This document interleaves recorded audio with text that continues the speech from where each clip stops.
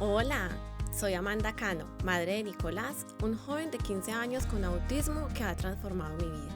Mi hobby es conversar, me encanta escuchar y contar historias. Y yo soy María Elena San Pedro, psicóloga, especialista en niños.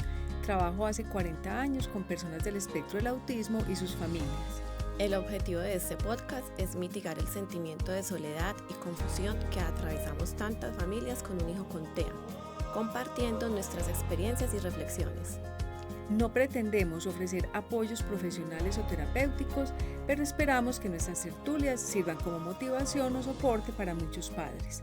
Nos encanta que puedan escucharnos. Bienvenidos. ¿Las familias qué esperan de los profesionales? Esa es la pregunta sobre la cual vamos a conversar hoy. ¿Qué podemos hacer y qué no debemos hacer para tener un mayor impacto sobre las personas con TEA y sus familias?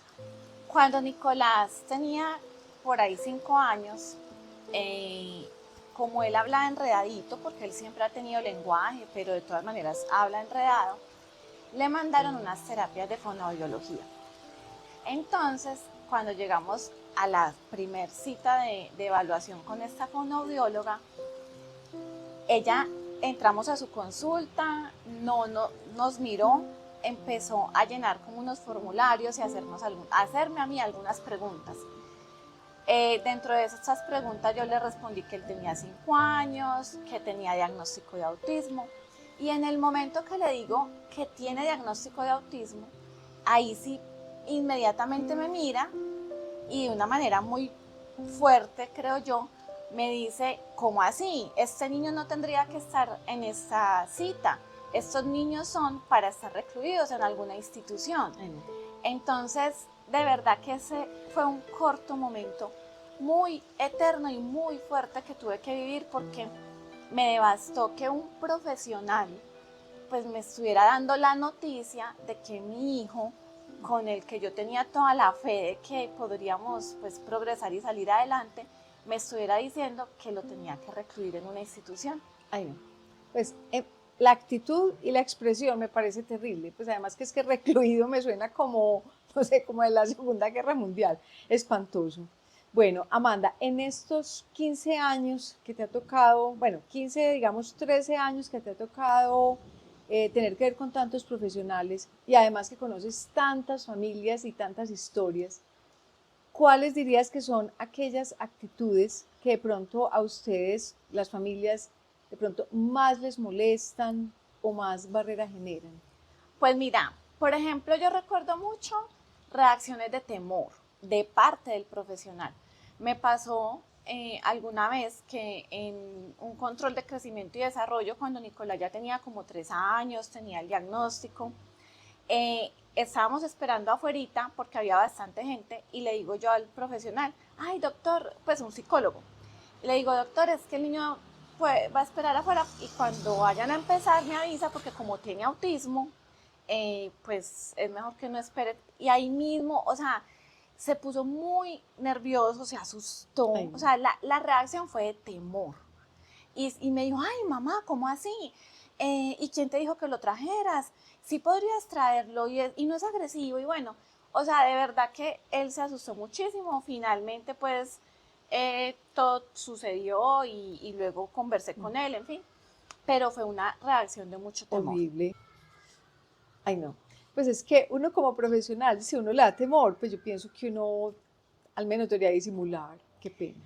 Pues yo finalmente en ese caso conversé con él al final, pues, y me explicaba porque no conocía mucho, en fin, ¿cierto? Digamos que de verdad era desconocimiento. El punto es que era un profesional y pues yo era una mamá novata. Otras reacciones con las que me he encontrado es, por ejemplo, como algo de prepotencia, creería yo, o como ese tipo de profesionales que dicen es que es lo que yo ordene y punto, no me está escuchando. Y por ejemplo, el doctor que medicó por primera vez a Nicolás simplemente dijo como, le tenés que dar este medicamento en estas dosis a estas horas, punto. Y yo era como, pero doctor, ¿por qué? ¿Para qué?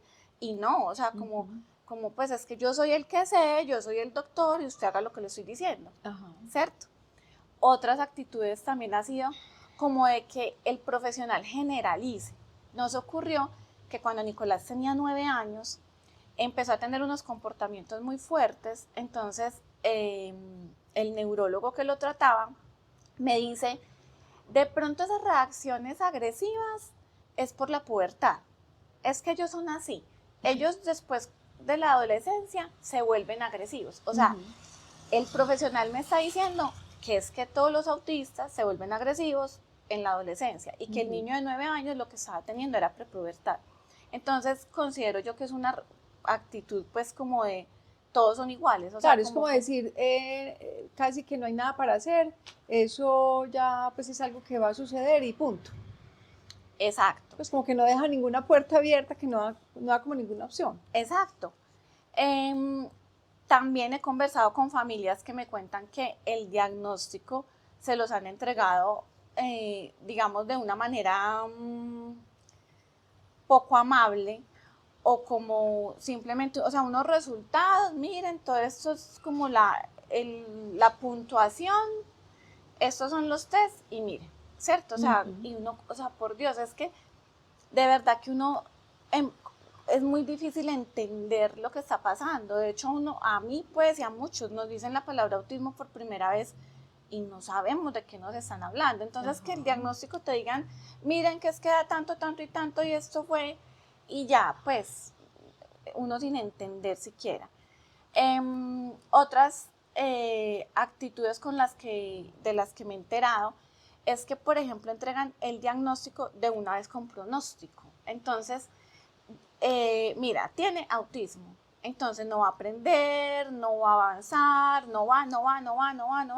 Y una avalancha de todo lo que no va a lograr ese niño.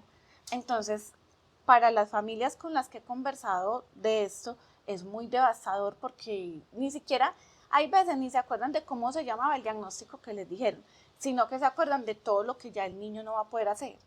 Claro. Entonces ahí no ha habido pues como una, no sé, como una reacción empática de parte del profesional. Y además que todo eso que dices no se presta como para una interlocución, para que realmente ustedes como familias puedan preguntar y nosotros como profesionales estemos seguros de que ustedes nos están entendiendo. Entonces, por ejemplo, ¿qué barreras has encontrado para poder conversar, para poder preguntar, para poder expresar claramente tus dudas? Pues yo creería que la principal barrera ha sido que el profesional, o en su mayoría pues algunos profesionales, no se han detenido a pensar en mí como mamá y como la que estoy recibiendo la información, sino que como son los que saben, se concentran en ese diagnóstico y en lo que hay que hacer con el niño, entonces de pronto dicen, mira, tienes que hacer esto, no, el niño tiene esto, aquello, lo otro, o sin mayor explicación. ¿Qué pasa? A mí personalmente, pues tengo como una particularidad en mi funcionamiento y es que yo necesito que las cosas me las expliquen como muy detalladamente, como decimos, o sea, con muy plastilina, concreto. muy coquito, muy Exacto, claro. como para dummies, ¿cierto? Claro.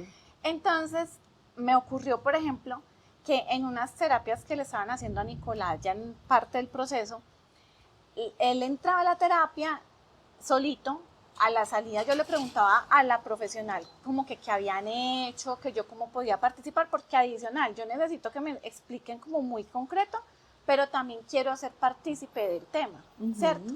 Entonces yo como doctora, ¿qué puedo hacer en la casa y con qué objetivo estamos trabajando? Y ella era como muy cortante e incluso yo percibía como que le molestaba que yo preguntara tanto. Ajá. Entonces, muy cortante, como no, luego miramos, pues no me profundizaba. Y cuando terminó, como eran 10 sesiones de terapia, cuando terminó la 10ª sesión, se supone pues que le entregan a uno como un concepto y lo que me dijo fue, mira, tú que eres tan inquieta y te gusta saber, te recomiendo tal libro. Y me dio un nombre de un libro, yo no me acuerdo ya del nombre del libro, pues porque yo me quedé como así, o sea, yo hubiera querido recibir la información concreta de lo que sucedió en esas 10 sesiones, no pues con detalle, pero sin como ser partícipe de eso y entender yo para qué estaba llevando a mi hijo allí. Claro. Mira, y es que yo creo que eso va totalmente en contra de lo que es como la visión actual de cómo debemos trabajar. O sea, eso es una visión totalmente relacionada con el modelo médico rehabilitador, que era pues como eso, o sea, yo soy el profesional, yo soy el que sé, ustedes allá, ustedes vienen, yo lo oscuro.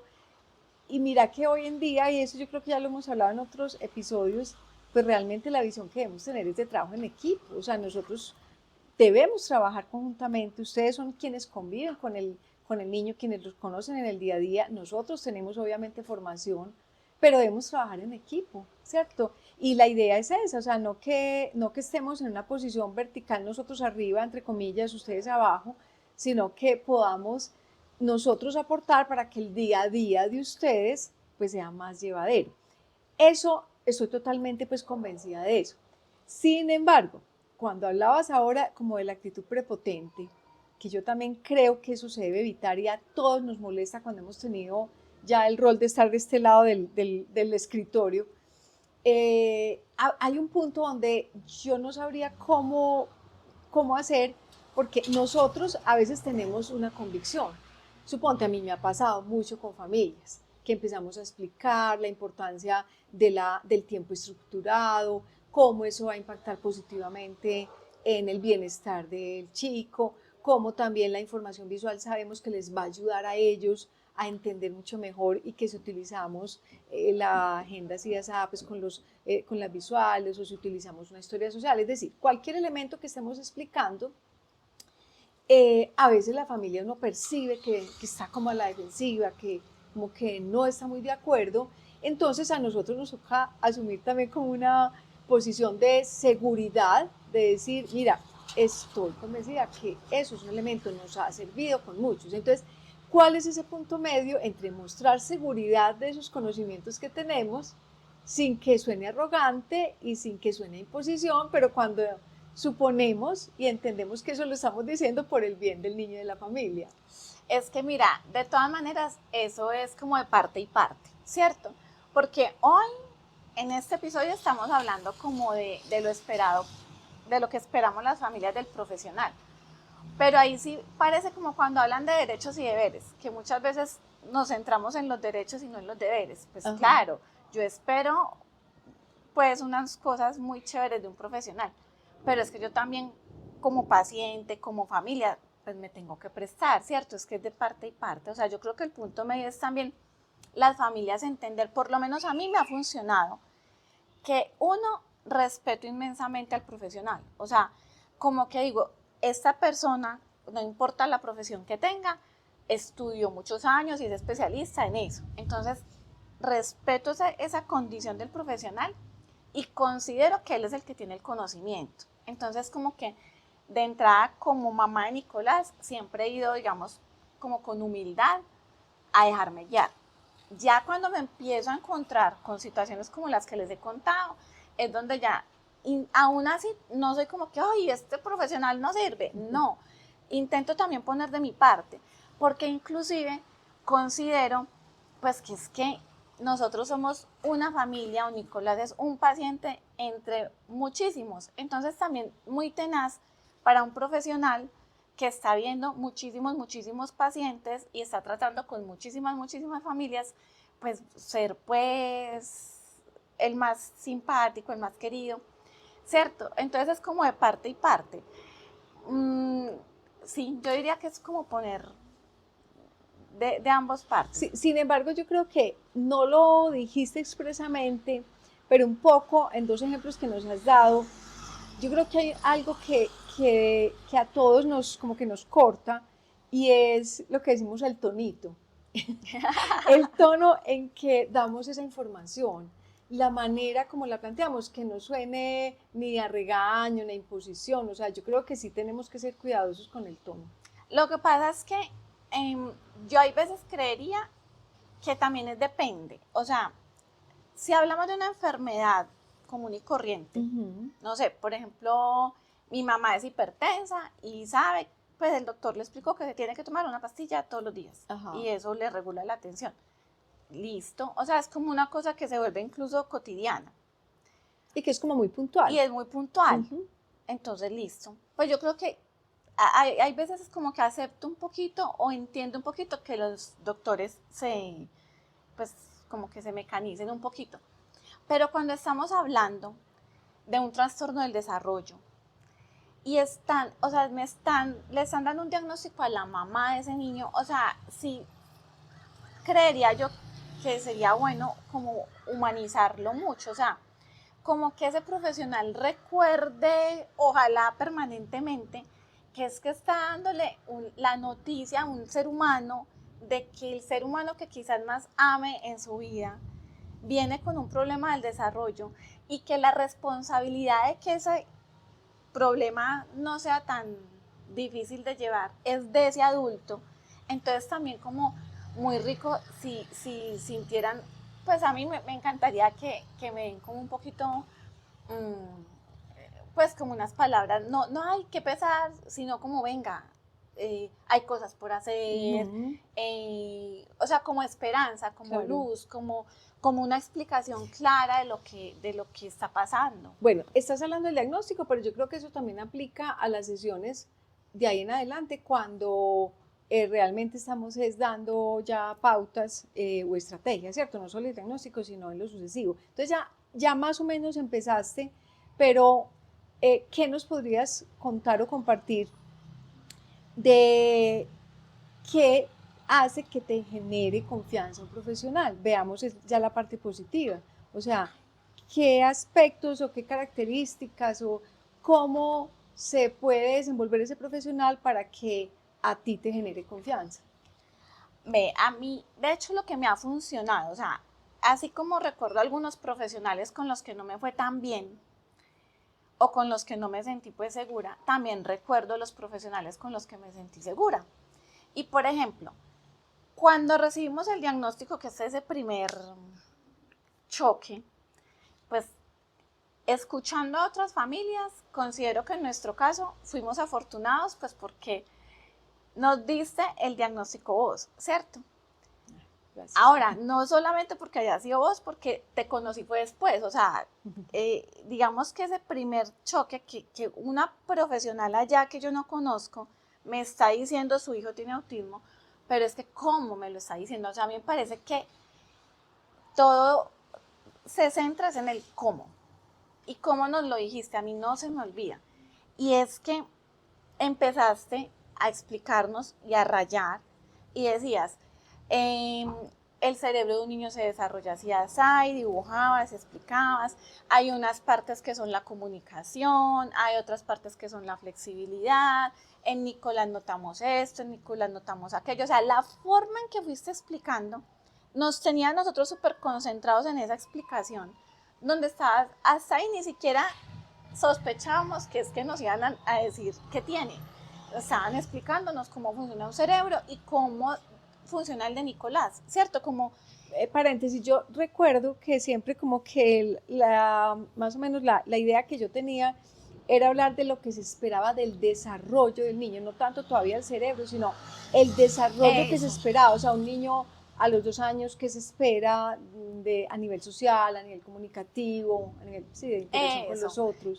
Entonces me acuerdo que incluso en otros episodios lo he mencionado, que ahí nos explicabas el tema de atención conjunta, entonces se espera que un niño muestre y comparta lo que le interesa, y vemos que, por ejemplo, Nicolás les muestra lo que necesita, solo cuando tiene una necesidad, ¿cierto? Entonces empezabas a hacer como ese comparativo de qué se espera y cómo funciona Nicolás, y después de la explicación donde decís, y por eso es que nosotros creemos que él se encuentra dentro del espectro autista, pero ya después de la explicación, o sea, para cómo funciono yo, estuvo perfecto, porque fue, o sea, cuando escucho autismo, no fue, es que es autista y ya, sino que ya había una explicación previa, entonces ya como que, venga, ¿cómo así? Que es que hay una cosa que se llama autismo y significa que es que no se está dando un desarrollo convencional, gracias, y esa explicación yo creo que no fue de más de una hora, pero fue muy clara. Ok, ¿cierto? Entonces un aspecto que te gusta y que le puede gustar a las familias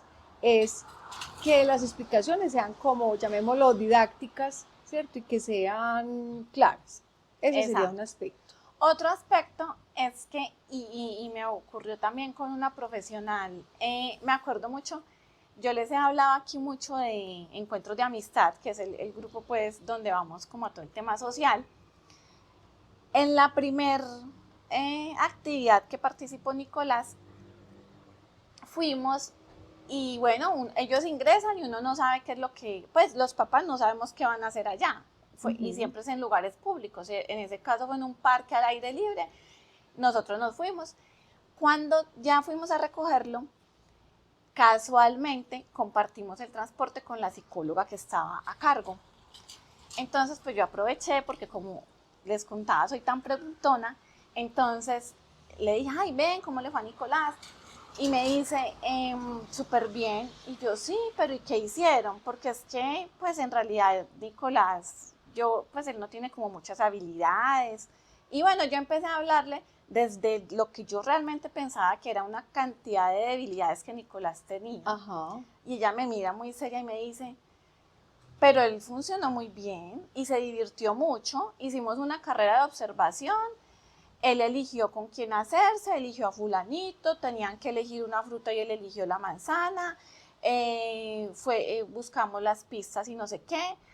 Entonces a mí me pareció muy bueno porque ella fue, digamos, seria en lo que me explicó. Ella no estaba haciendo pues melosa, ni me decía, mamita, tú eres muy linda, ¿cierto? Porque es que Mamita. esa es otra cosa que a mí, o sea, yo no espero o sea, hay veces han sido muy lindos, y mamita, tu chiquito, no sé qué, y yo no le estoy entendiendo nada, ¿cierto? En cambio, ella muy seria, pero me dio una lesión porque ella partía, o sea, ¿qué sentí yo de esa profesional? Claro. Que confió en mi hijo, Súper. que le dio la oportunidad a mi hijo, que partió del principio de que mi hijo podía. Ajá. Incluso ahí, en ese momentico que fueron 15 minutos de recorrido en un transporte, yo dije, Dios mío, o sea, soy yo la que no estoy confiando en mi hijo.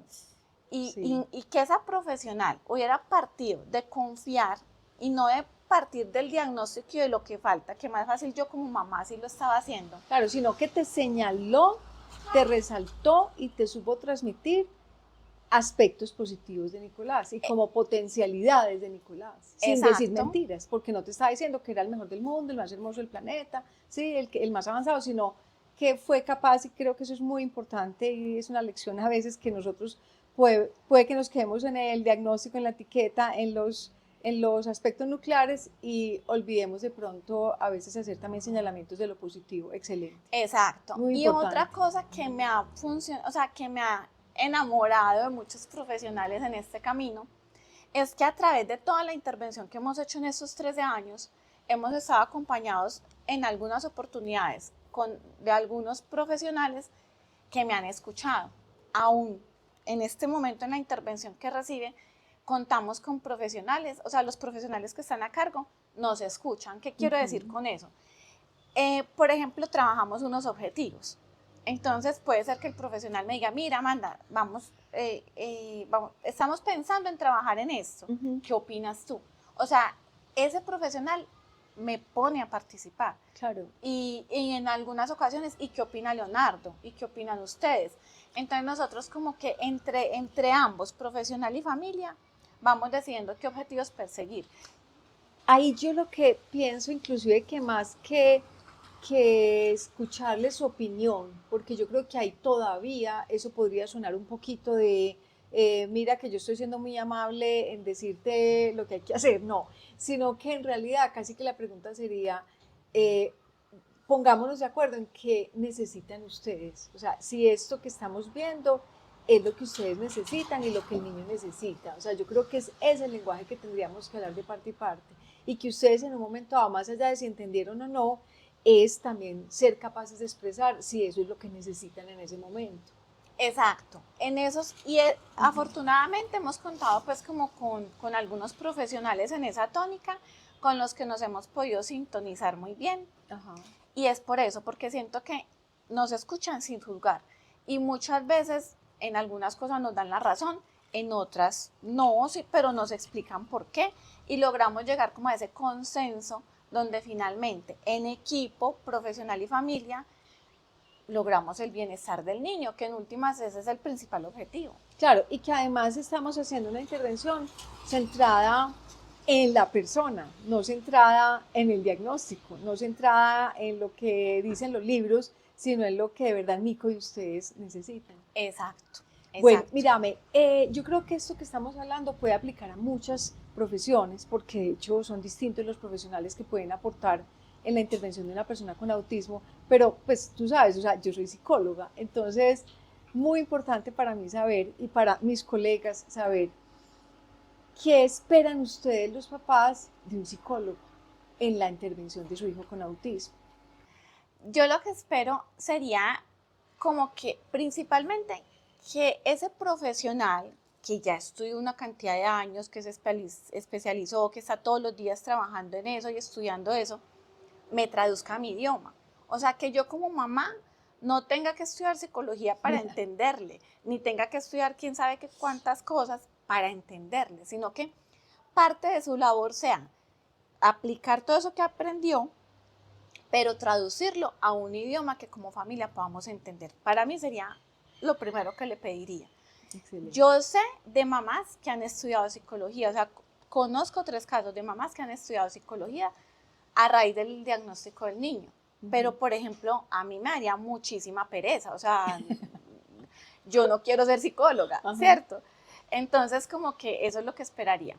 Otra cosa que esperaría es que en medio, o sea, a la hora de entregar un diagnóstico, como les decía, me expliquen, y en el proceso de intervención también me vayan dando las explicaciones y las pautas, y que lo hagamos, o sea, lo que ya les contaba que me ha funcionado, y es irlo haciendo juntos. Porque en últimas, en el tema del TEA específicamente, cada niño es tan diferente que yo sé que como familias también tenemos información muy valiosa, que a veces la damos, o sea, yo sé que yo he llegado a donde profesionales como muy dramática, angustiada, o sea, quizás no lo comuniqué de la manera más asertiva posible, pero incluso hasta eso esperaría que el profesional lo analice y lo descifre y diga, bueno, esta está como angustiada y como que exageró, pero en realidad me está hablando de una situación muy específica que hay que analizar con el niño, ¿cierto? O sea, que seamos empáticos. Exacto. Ok. Bueno, yo creo que ya sería irnos con el pequeño logro gigante. En este caso, para mí el pequeño logro súper gigante es hoy estar sentada haciendo un podcast con quien diagnosticó a mi hijo. Ahora, pues acá por exagerar. Pero pues ese no sería el objetivo siempre, pero sí me parece muy valioso lograr encontrar con los profesionales una relación horizontal donde juntos podamos trabajar por el bienestar de nuestros hijos.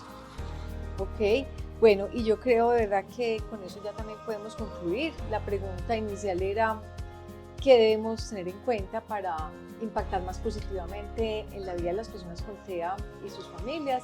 Yo creo que ya Amanda nos lo ha dicho con mucha claridad, y yo creo que en resumen tenemos es que pensar que no basta con nosotros tener conocimientos, no basta con el qué, sino que es muy importante el cómo. Entonces, bueno, muchas gracias por ayudarnos a crecer. Chao.